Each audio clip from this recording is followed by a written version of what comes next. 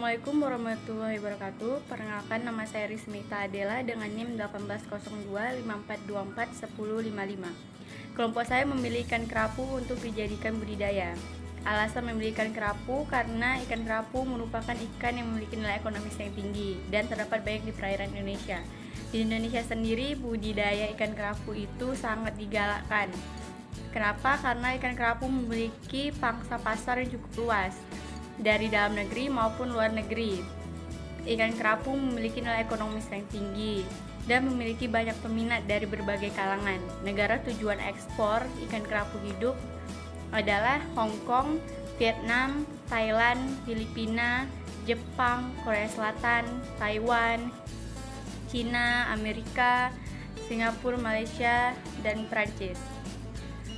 Untuk pemilihan wadah budidaya ikan kerapu ini, kami memilih keramba jaring apung. Kenapa memilih keramba jaring apung? Karena KJA ini merupakan wadah yang ideal untuk pembesaran kerapu. Proses pengujinya langsung di laut dan hasilnya lebih bagus.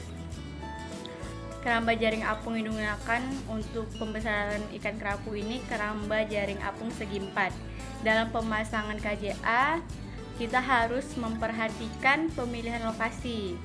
Jadi tidak semua lokasi pesisir itu bisa dijadikan sebagai tempat pemasangan KJA. Dalam pemasangan KJA, kita harus memilih lokasi dengan kuantitas air yang baik. Pemilihan KJA segi 4 dalam pemeliharaan ikan kerapu itu sangat tepat dikarenakan sifat alami kerapu tersebut. Jadi ikan kerapu macan ini mempunyai sifat alami, dia bersembunyi di dasar laut. Jadi pemeliharaan KJA segi 4 ini tepat. Pada tebar maksimum ikan kerapu macan pada saat panen dalam KJA segi 4 adalah 10 kg per meter kubik. Jadi di dalam penyusun keramba jaring apung itu, yang pertama ada pelampung, berfungsi untuk mengampungkan unit kerangka dan jaring. Yang kedua ada jangkar, berfungsi agar KJA tidak terbawa arus atau gelombang. Saung atau rumah jaga, berfungsi untuk tempat jaga. Rakit, ukurannya menyesuaikan dengan kebutuhan luas per petak jaringnya, bisa sekitar 3 meter x 3 meter, 5 x meter x 5 meter, 7 meter x 7 meter. Ukuran mata jaring yang sering digunakan dalam KJA sendiri itu 1 sampai setengah inci atau 2,5 sampai 3,81 cm. Terus ada tambang, digunakan untuk menjaga kestabilan KJA. Panjang tambang yang diperlukan sekitar 3 kali kedalaman perairan. Pemijahan ikan kerapu. Pemijahan ikan kerapu terdiri atas 3 metode. Metode yang pertama yaitu pemijahan secara alami. Pemijahan secara alami biasanya terjadi di bak atau tangki pemeliharaan, yang umumnya sama dengan pemijahan di perairan terbuka. Metode yang kedua yaitu metode pengurutan. Biasanya dilakukan pada induk betina dan induk jantan. Pada induk betina dilakukan dengan cara memasukkan selang kateter ke dalam lubang genital 5-10 cm. Selanjutnya telur dihisap. Dan untuk ikan jantan yaitu dengan cara mengurut bagian perut menuju ke kelamin untuk mengeluarkan telur-telur di dalam perut ikan jantan tersebut. Yang ketiga yang digunakan adalah penyuntikan. Penyuntikan biasanya dilakukan dengan menyuntik pada bagian pangkal sirip pada ikan kerapu. Dosis hormon yang digunakan untuk menyuntik setiap kilo induk sebanyak 1000 UI hormon HCG dan 75 RU hormon PB. Dilakukan 1 kali dalam proses pemijahan. Belum dilakukan proses penyuntikan, dapat dilakukan proses pembiusan dengan menggunakan minyak cengkeh. Setelah dilakukan penyuntikan 40-45 jam, ikan kerapu akan mengalami pemijahan. Pemijahan biasanya terjadi pada malam hari hingga pagi hari. Setelah ikan-ikan melakukan pemijahan, selanjutnya yaitu telur-telur akan ditampung untuk ditetaskan. Pemeliharaan larva ikan kerapu dapat dilakukan di dalam bak tangki fiberglass. Biasanya berbentuk persegi, bulat sesuai yang diinginkan. Atau tangki pemeliharaan diisi dengan air laut bersih dan diberi aerasi secukupnya. Larva yang dipelihara dapat berasal dari telur yang transleksi atau telur diinkubasi. Setelah menetas baru dipindahkan ke dalam kolam atau wadah pemeliharaan larva. Larva yang baru menetas memiliki persediaan makanan yaitu berupa kuning telur yang diserap dan habis selama 3-4 hari setelah penetasan. Sedangkan gelembung minyak habis diserap selama 4 hari. Selanjutnya larva akan membuka mulut 55 jam setelah penetasan untuk menyerap roti fer. Baik, Assalamualaikum warahmatullahi wabarakatuh. Nama saya Desi. Pada kesempatan kali ini saya akan menjelaskan tentang pendederan dan pembesaran. Nah, kita bahas dulu pendederan. Pendederan ikan adalah salah satu tahapan dalam budidaya ikan yang mana pada tahap ini benih ikan disebar ke tempat pembesaran sementara. Pendederan kerapu dilakukan baik di tangki di lokasi pantai dengan air laut maupun dalam keramba yang diset dalam tambak payau. Tempat pembenihan umumnya membesarkan bibit hingga panjang total sekitar 2-3 cm. Sementara pembudidaya ikan yang membesarkan dalam keramba jaring apung membutuhkan ukuran benih yang lebih besar, kisaran panjang total 5-10 cm. Oke, selanjutnya pembesaran. Pembesaran merupakan suatu tahapan kegiatan budidaya yang bertujuan untuk menghasilkan ikan ukuran konsumsi. Dalam pembesaran, ada beberapa hal yang harus diperhatikan. Pertama, kualitas benih, di mana benih ikan kerapu itu tidak boleh cacat. Kulit tubuhnya mulus tanpa luka yang menandakan adanya penyakit atau mikroba. Bila benih tersentuh akan memberikan respon berupa gerakan yang gesit. 2. Penebaran benih. Biasanya benih ditebar 3-7 hari setelah pemupukan anorganik. Waktu penebaran benih yang baik itu pada waktu pagi hari sebelum pukul 9 atau sore hari setelah pukul 15. 3. Kebutuhan pakan, di mana pakan merupakan faktor utama bagi ikan untuk tumbuh. Untuk kerapu yang merupakan karnivora, pakan yang kurang dapat membuatnya menjadi kanibal. Dengan demikian, pakan yang diberikan harus berkualitas dan kuantitasnya cukup. Pakan yang diberikan untuk kerapu ada 2 macam, yaitu pakan segar atau ikan rucah dan pakan pelet. 4. Target produksi merupakan jumlah dan ukuran panen yang diinginkan. Untuk kerapu macan, waktu yang dibutuhkan untuk memperoleh bobot tersebut sekitar 8 bulan pemeliharaan. Sedangkan kerapu tikus membutuhkan waktu 17 bulan sejak pemeliharaan.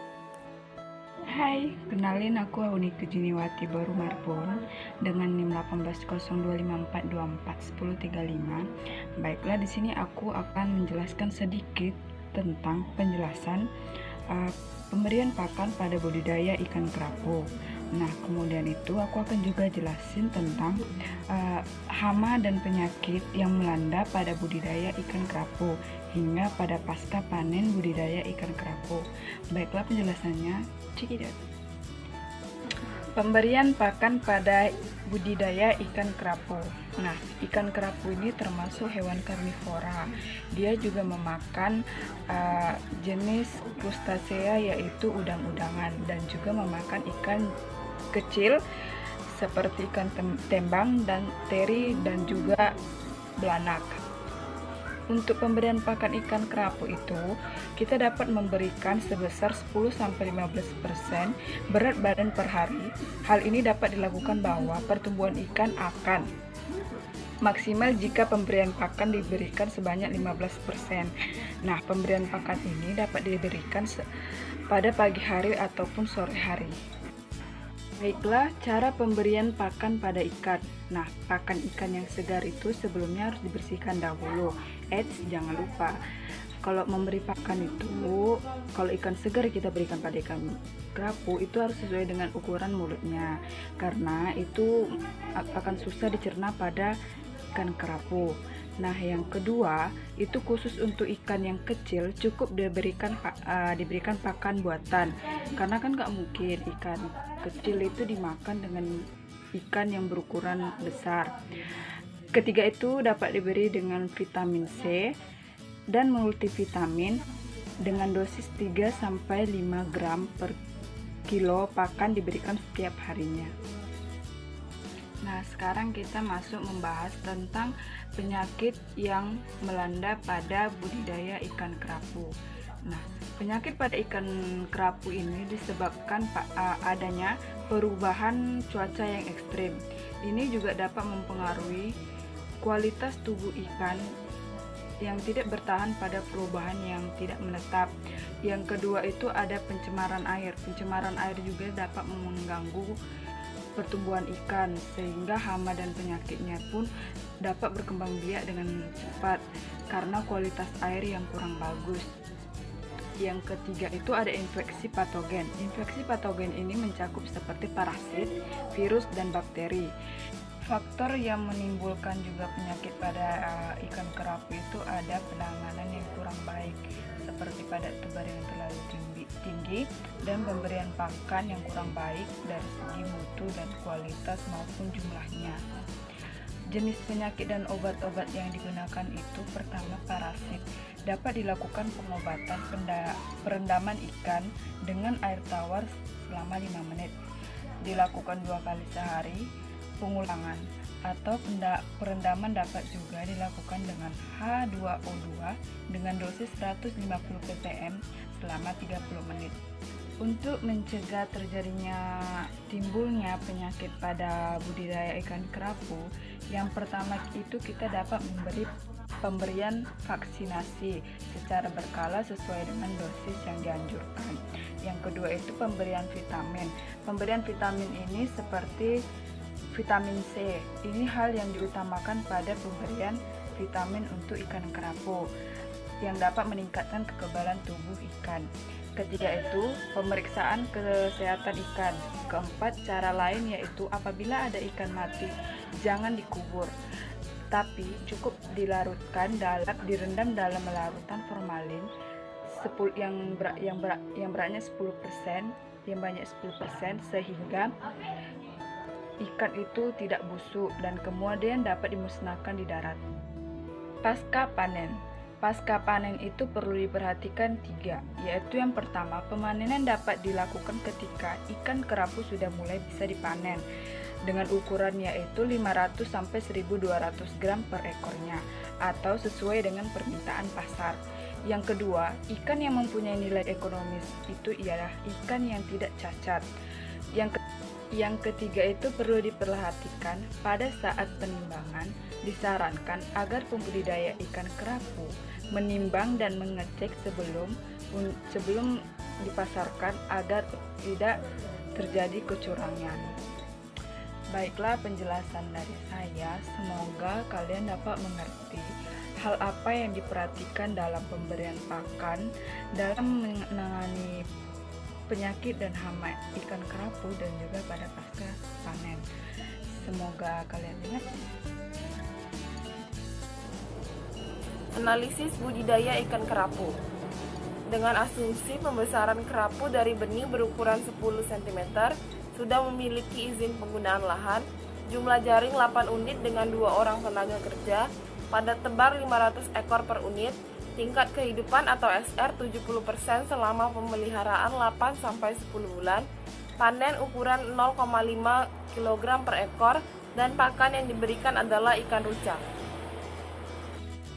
Modal tetap dengan total biaya Rp70.900.000 dan penyusutan per bulan Rp4.065.278. Biaya tetap per tahun berjumlah Rp260.977.620. Penerimaan dan pendapatan per tahun. Hasil penjualan Rp490 juta, total biaya 1 tahun Rp280.196.605, sehingga keuntungan menjadi Rp209.803.395. RC rasio sama dengan 1,75. Dari Rp1.000 yang dikeluarkan dapat menghasilkan Rp1.750.000.